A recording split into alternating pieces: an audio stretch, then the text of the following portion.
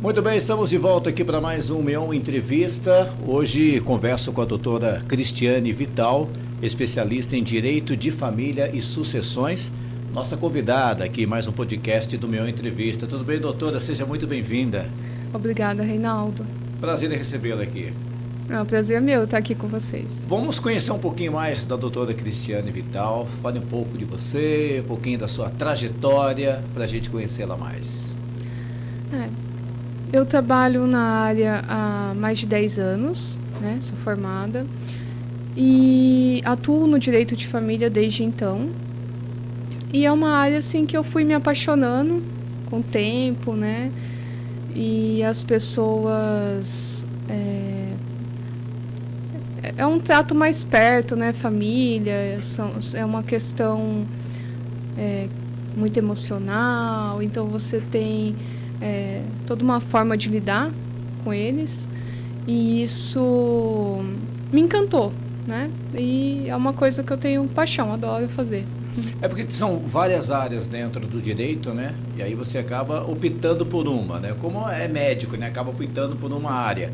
E aí vem essa área da família, né? Que é exatamente uma área, talvez, de conciliação, usar um pouco o teu lado mais psicológico, né? Também para atuar, porque... E se tratando de família, né, você tem que ter um tato assim, muito apurado, né, para conversar com as pessoas e tratá-las, né? Sim, a gente tem que ter muito acolhimento, né, para conversar com eles.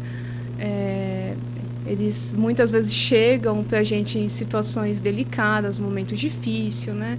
Então, assim, momento de separação, momento de um óbito, quando você vai fazer um inventário. Então, são os momentos mais delicados que eu acho que todos nós passamos, né, assim, em momentos.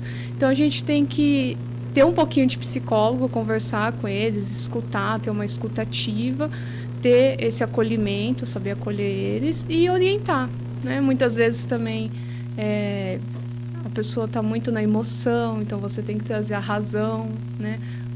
Montar uma estratégia, orientar ela.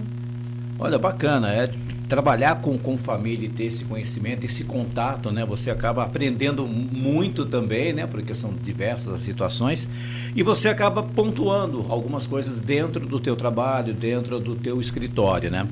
Aqui nessa revista Metrópole Magazine, vou até aproveitar para mostrar, a gente fez aqui um especial com advogados, e nós temos exatamente aqui a doutora Cristiane Vital, né? Foi uma das entrevistadas, uma das personagens aqui da nossa entrevista. Você pode inclusive entrar no nosso site meon.com.br, lá tem Metrópole Magazine, todas as revistas, e uma delas é essa aqui, tem o doutor Ivan na capa, e lá dentro tem uma entrevista legal com a doutora Cristiane Vital. Gostou da revista, doutora? Adorei, o conteúdo é ótimo. Bom, né? Ficou muito bom. Muito boa. Agilidade nos processos é uma das coisas que eu vi aqui que a doutora colocou nessa revista, né? Que seria agilidade nos processos? Porque quando se trata de família, eu acho que a família fica aqui naquele anseio de resolver o mais rápido possível, né? Seria mais ou menos dentro disso? Mais ou menos. Mais ou menos, nem tanto. Assim, com a nova alteração que teve do CNJ, foi autorizado a gente fazer via extrajudicial, que em tese já é mais rápido que o judicial, os inventários, onde tem menor, incapazes, e também o divórcio com menores incapazes. Aí a gente tem alguns requisitos, mas isso ajuda muito a agilizar, porque a gente tem situações muito simples, às vezes, num caso de inventário, um único herdeiro, mas ele é menor ou é incapaz, e aí, antes, você tinha que ir para o judicial. Então, é um trâmite muito mais demorado, né? Às vezes mais custoso também. E com essa alteração, não. A gente consegue fazer no extrajudicial e aí a gente tem alguns requisitos para isso. Então, consegue agilizar de fato, né? De fato. Como nós temos aqui na revista. Você falou de menores, né? Então, uma das, acho que, das grandes preocupações realmente estão com as crianças, né? Quando tem a separação ou quando tem um óbito, né, a questão do próprio inventário, aí tudo isso você tem que entender todo o conceito, todo o processo da família, todo o patrimônio, para poder chegar num consenso ali, no caso de herdeiros menores, por exemplo.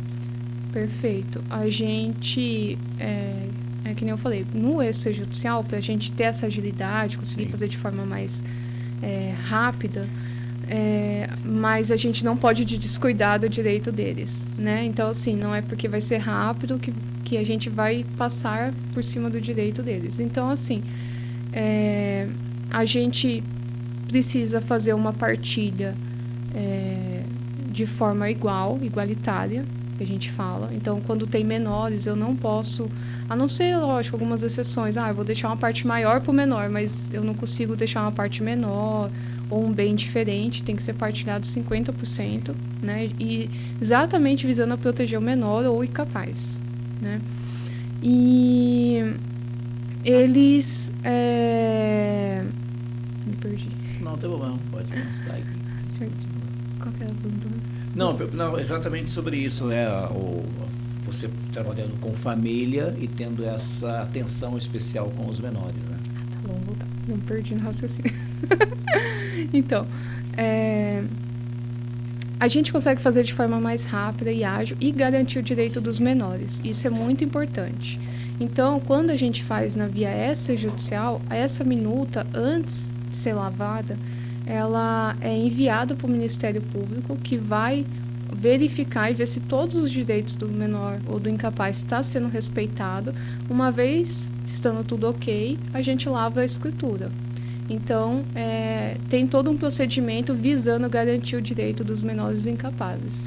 Muito bem. A gente, quando conversa com um especialista em direito de família, né, a gente fica imaginando vários casos, né, que você acaba conhecendo, né, pegando para o teu escritório. Deve ter muita história assim, interessante nesses 10 anos, né, para contar. Tem muita história. Até já pensei, dá para escrever um livro. Dá para escrever um livro. Dá para escrever um livro. Bom, em se tratando de família, né, como a gente falou no início do nosso bate-papo aqui, tudo pode acontecer, né, doutora? Sim, tudo pode acontecer. Algumas coisas inesperadas que talvez a gente nem possa imaginar e acaba acontecendo, né? Acontece. Principalmente quando você está nas duas áreas, né? Tanto quando você está nessa parte mais ali de divórcio, quando você também está na parte de inventário. É um filho que aparece do nada, né? Um herdeiro, às vezes uma união estável que a cônjuge não tinha conhecimento, né? A gente fala de uniões concomitantes e recente eu até estou com um caso desse, né? A gente iniciou um inventário, aí apareceu a companheira, né? Alegando ser companheira dele há anos. Aí aparece filho e por aí vai. Nossa, aí entra um trabalho todo de pesquisa, né? Que Sim. tem que ir atrás, ver se realmente se vai fazer exame, tem que fazer exame. Tem que fazer exame, tem que ver, às vezes, nesse caso, o falecido tinha registrado a criança, né? Mas em tese não se reconhece ali a união estável também. Aí vem toda uma discussão se é união estável, se não é, né? Porque existe um casamento, a lei protege o casamento também, né? Então, em tese não se reconhece a união estável, só se a pessoa for separada de fato mesmo, mas se ela ainda é casada, não se reconhece a união estável, a gente chama de concubinato. E aparece assim, filho do nada, de repente soube que aconteceu uma separação ou teve um falecimento, aí... Aparece, surge do nada. Descobriu ali, sou filho de fulano. E aí quando não tem o reconhecimento, não está registrado, né, na certidão de nascimento, aí tem que fazer o teste de DNA, né, aí é todo um desgaste da família, que também, né, muitas vezes realmente não tem conhecimento e vem ali um choque, tem a questão emocional. Então são questões bem delicadas mesmo para você trabalhar no Quer dizer, direito de família. Você estudou, se preparou, está como advogada especialista em direito e sucessões, direito da família. Mas tem que o seu lado também de psicóloga, né? De conversar com a família, de acolher, de abraçar, de entender, porque de fato elas estão assim depositando muita confiança no seu trabalho, né? Sim, de fato. Eu até tenho formação também, né? Também? Em mediação e conciliação. Então. Trabalhei bastante tempo também no Sejusc local, fazendo as mediações das da Vara da Família, né? Bastante tempo. Foi bastante gratificante, aprendi muito também lá. E, assim, eu vejo, assim, os meus clientes, por exemplo, eles gostam muito dessa parte do acolhimento, da atenção, porque eles chegam com essa necessidade, né? De falar, de pôr pra fora, né? Muitas vezes você tem só que ouvir, deixar baixar a adrenalina ali, para daí você poder falar, orientar, né? E eles chegam, que nem eu falei, né, anteriormente, num momento muito frágil, né? O divórcio é um momento que a gente compara com luto, né? Às vezes até que a pessoa queira, mas internamente ali ela vive um luto.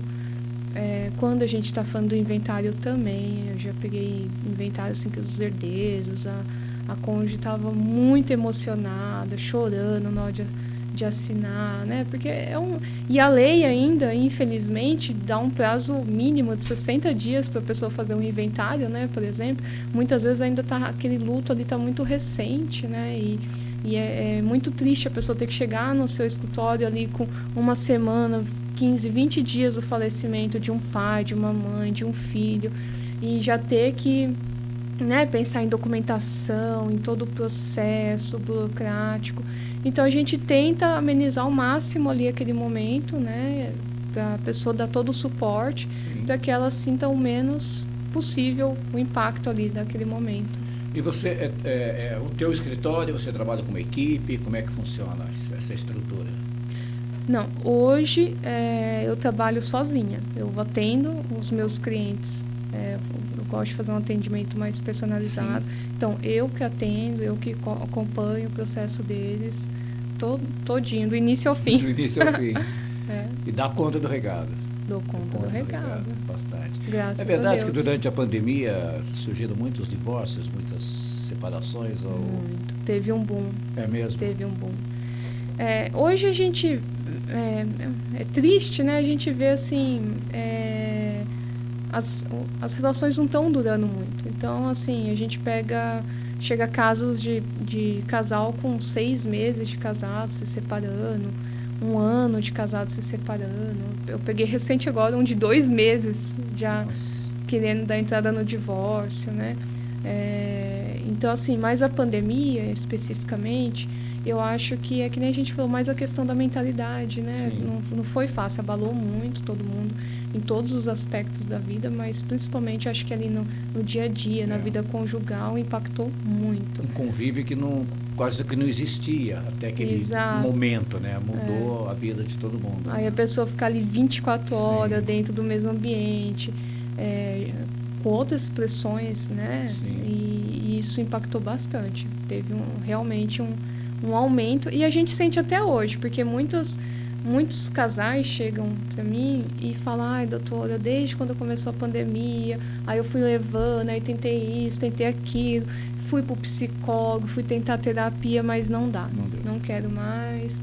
Então a gente vê que 4 anos depois ali da pandemia, ainda chega esse reflexo pra gente. Tem ainda um resquíciozinho lá, né? Uhum. Aqui na entrevista também, a doutora coloca alguns temas, né, como guardas, visitas e pensões, né?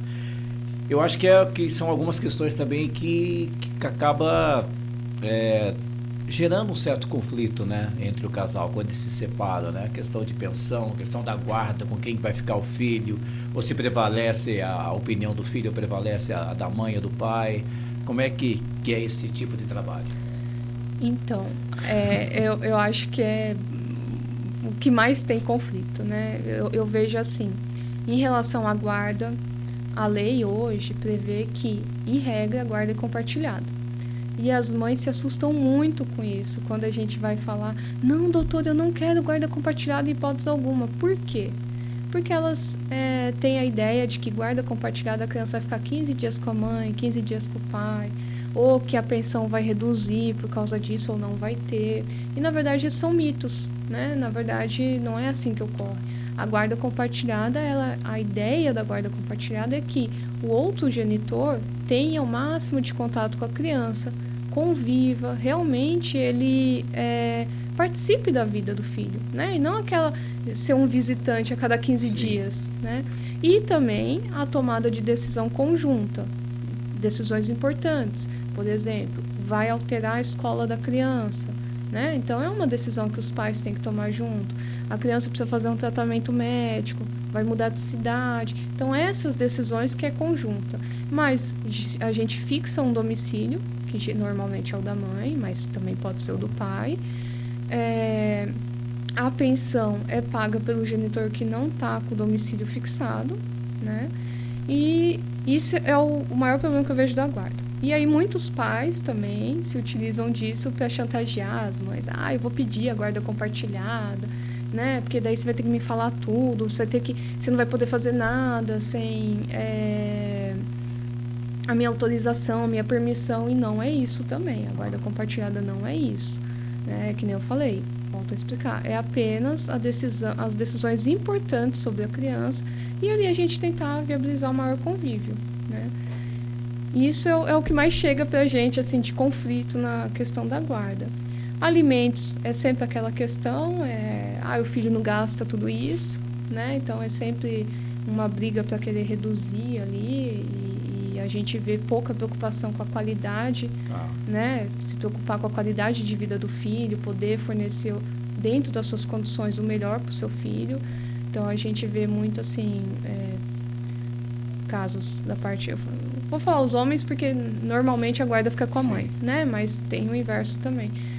A gente fala assim, eu não vou registrar porque senão eu tenho que pagar X de pensão, né? Viver na informalidade, usar contas de terceiro para tentar reduzir a pensão.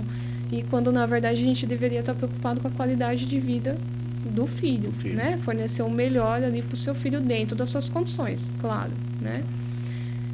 Em relação às visitas, eu vejo hoje uma mudança de pensamento das mulheres, pelo menos as minhas clientes que chegam, né, a maioria são mulheres, eu vejo que elas querem cada vez mais que o pai participe, que o pai fique mais com o filho, que o pai, por exemplo, não ficar naquela visitação tradicional, cada 15 dias, um final de semana, que ele venha, que ele pegue a criança na escola, que ele leve na escola, que ele leve numa aula extracurricular, né, uma natação, uma outra coisa que a criança tenha, numa consulta médica, porque as mulheres estão sobrecarregadas, né? Então elas querem essa divisão e nem sempre a gente vê essa proatividade dos genitores em participar, né? Em conviver mais.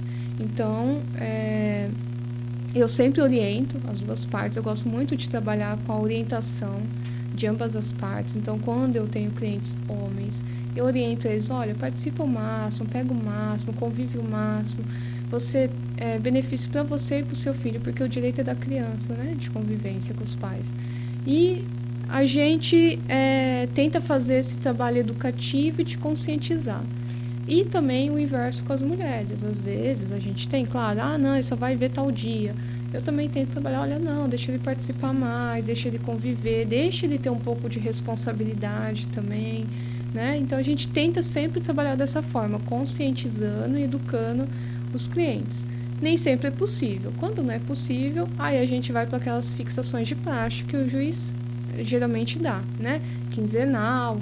Agora a gente tem também convívio de visita virtual, né? Então às vezes coloca, se o pai não consegue ou mora longe, coloca uma visita virtual por semana, então geralmente por vídeo, né? Celular, aplicativo, WhatsApp, essas coisas, para a gente incentivar mais, né? A gente tem muitos estudos que mostram, né, a importância para a criança da convivência com o genitor e com a genitora, né? Então, a falta de um impacta muito no desenvolvimento da criança, quando vai ficar adolescente, na vida adulta. Então, é muito importante essa conscientização. Em muitos casos, não é somente um filho, né? Tem mais, né? Tem irmãos, enfim, Sim. Tem mais 2 ou 3, né? Idade bem próximas, né? Então, vive a mesma situação, né? Não é só um, né? Os casos são mais, né? Sim. Aí tem que dobrar ou triplicar a atenção, né? Não é fácil, né? A gente sabe, no dia a dia, eu sou mãe, eu trabalho, né? Então, assim, não é fácil, da mesma forma que eu entendo que para o homem também às vezes é até mais complicado, porque muitas vezes tem um trabalho que tem um horário mais rígido, menos flexível, né? Mas é aquilo que eu falo, dentro do que a gente pode, até a gente que não somos separados, temos que nos policiar, né? Para participar da vida do filho, porque também não é só levar na escola, deixar, buscar e dar comida, é ter aquele momento ali, né? Todo dia, de interação, de criar memórias, que a gente fala, né? Sim, então, sim. assim, às vezes até a gente entra na rotina ali e você não tem esses momentos de criar memórias ali com seu filho, né? E tem essas duas situações, né? Tem esse lado, você falou que é mais de conflito, né? Tem esse atrito, né, da família até chegar ao consenso, mas acredito que tem outro lado também que o pessoal encara numa boa, né? Que você está ali como advogada, faz o seu trabalho, mas que a situação está mais amenizada, né?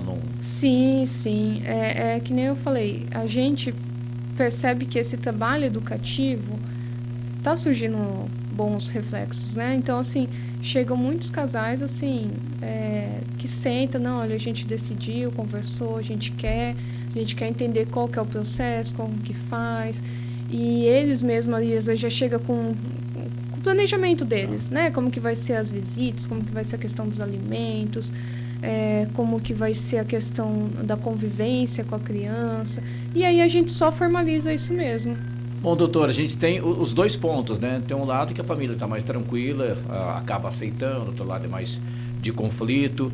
E tem o casal que, como a gente pode imaginar que o casal chega lá com praticamente tudo pronto e que eles vão se tornar amigos dali para frente. E isso ajuda até na criação do filho, né? Porque nem todos saem brigados, né? Alguns saem, se separam, mas em numa boa situação, num bom consenso, né? Isso existe também.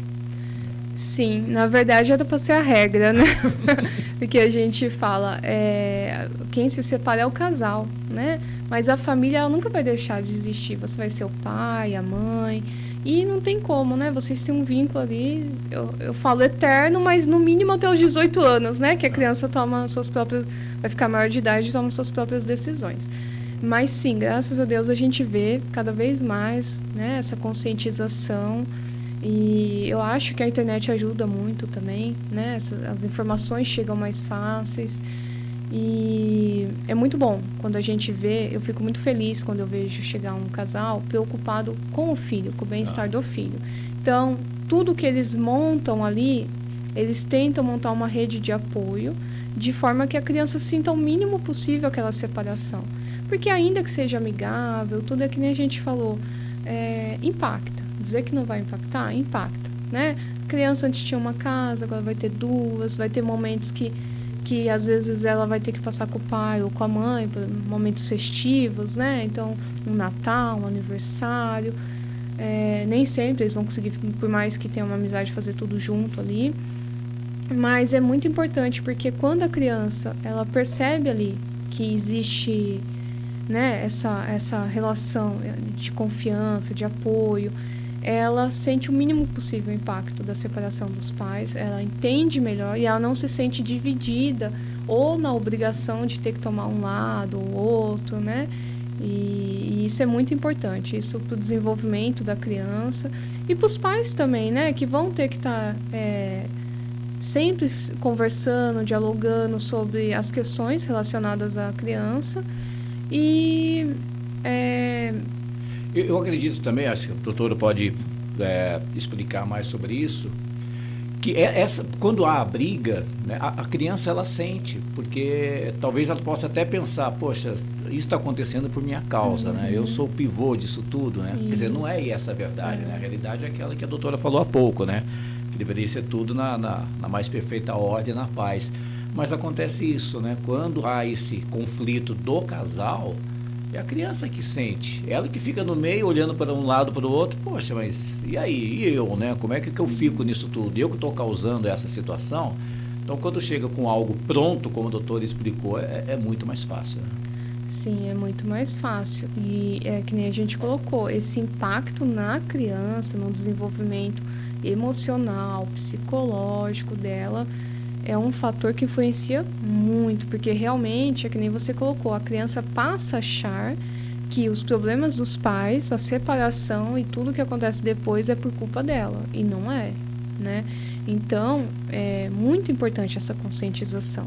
Então, a gente vê muito em casos de disputa, litígio judicial, que os pais, por exemplo, eu não quero falar com o genitor só através do advogado. Tudo bem, enquanto você está ali no processo, você tem um advogado te auxiliando, mas você não vai estar no processo o resto da sua vida e o advogado não vai ficar de telefone sem fio o resto da vida. E dificilmente algum parente também vai querer ficar. Então, é importante os pais também trabalharem essa questão, né, deles, porque precisa ser trabalhada essa questão quando não tem essa animosidade, né, no processo. E aí, o que acontece? Para tentar impactar o mínimo possível a criança, né? Isso é muito importante, porque a gente tem uma demanda muito grande, né, de estudo psicológico no judiciário para ver a questão da criança, e a gente vê que o maior impacto é esse. Quando tem muita briga, a criança ela fica traumatizada, ela tem vários problemas depois, futuramente, relacionados a isso, porque ela sempre vai achar que ela que causou essa briga entre os pais, essa separação, né, pode esse litígio. influenciar na escola, enfim. Sim, com certeza. Série de coisas, né? Doutora, muito legal o bate-papo contigo aqui, falando um pouquinho sobre a questão das famílias, a gente entendendo um pouco mais como tudo isso funciona, né? Vindo de uma profissional brilhante como a doutora Cristiane Vital. Muito obrigado por ter vindo aqui, viu? Eu que agradeço a oportunidade, né? E assim, só complementando, eu acho que sim, as instituições também estão se preparando mais, né? Então, que nem eu falei, hoje a gente tem conciliadores, né? Que tem um tato melhor. Estamos, né, também caminhando para um judiciário um pouco mais preparado, acolhendo mais as famílias, né? A gente tem várias alterações que estão por vir também importantes. E é isso, é toda uma estrutura, né, para acolher essas famílias, para reestruturar essas famílias que estão se desfazendo. Mas o mais importante é o diálogo, é o que a gente sempre fala, o diálogo entre todas as partes, né, que estão envolvidas ali, seja no extrajudicial, seja no judicial, porque muitas vezes eles chegam apenas com algumas dúvidas pontuais que você esclarece e é suficiente ali, e eles vão conseguir conviver bem e amparar a criança, dar esse apoio que a criança precisa para ela sentir o mínimo possível.